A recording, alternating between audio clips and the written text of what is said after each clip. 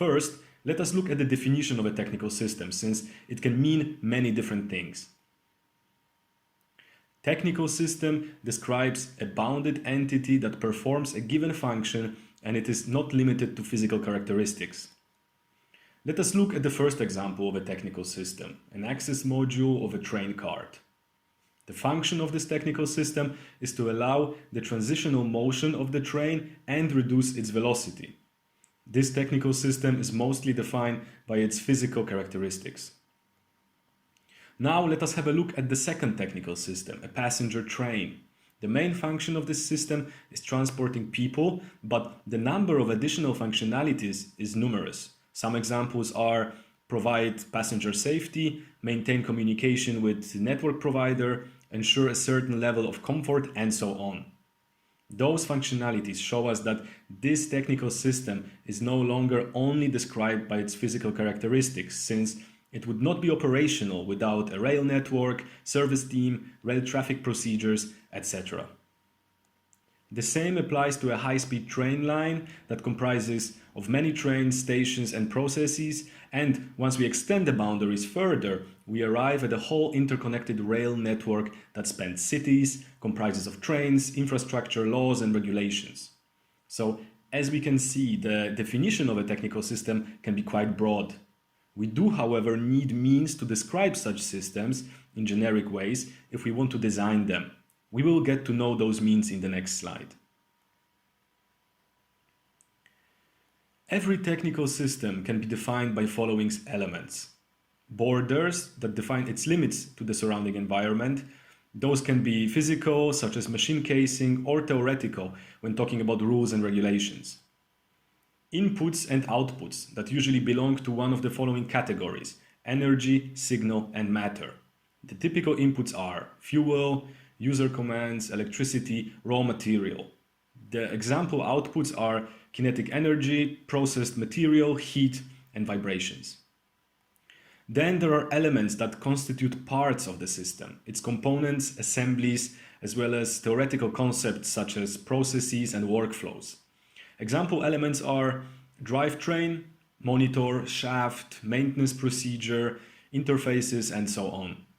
As you can see, the elements, such as assemblies, can be further divided into lower level components. And at last, there is the environment, which represents the physical, legal, and societal context in which the system operates. As an example, an offshore wind turbine will operate in a hostile maritime environment with waves, salty water, and heavy winds, while a smartphone will usually be held in a palm of a hand. Now, let us define these elements for a popular technical system, a sports car. First, let's start with the borders. In the case of a car, these are quite easy to establish, as the physical boundaries of a vehicle car are clear. Next step is the list of inputs necessary for vehicle operations. These are the fuel, since we are talking about a combustion engine vehicle, air needed for the combustion, driver commands, and other inputs that might encompass oil, washer fluid, and in the case of modern vehicles, the digital communication used for software updates. The inputs are used by the system and converted into output values, such as kinetic energy, the main output of the system, heat from the engine, and brakes and engine noise. As next, let us look inside the system boundaries and define its elements. On the highest level, main elements of a sports car are its body, drivetrain, engine, and transmission. As you can imagine, we can further divide those assemblies into subsystems, modules, components, and single parts. The level of detail really depends on what we want to achieve with the system description. Somebody in a vehicle planning division might only be interested in an overall vehicle architecture, while a powertrain engineer knows each nut and bolt of the engine. We are basically done with the technical system definition. However, a modern vehicle does not exist in vacuum. It is subject to regulations, traffic, common usage patterns, and drives on a public road network. All these aspects can be listed under the system environment, since they too are relevant for the system behavior. We can describe each technical system in this way, and you can see that without going into details, it is quite an easy exercise. However, when attempting to design a new product, this task becomes much more difficult since we often do not know the input and output values.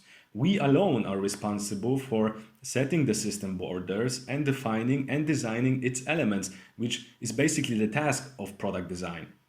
This shows us that we need a different, solution-neutral representation for the purpose of designing a technical system.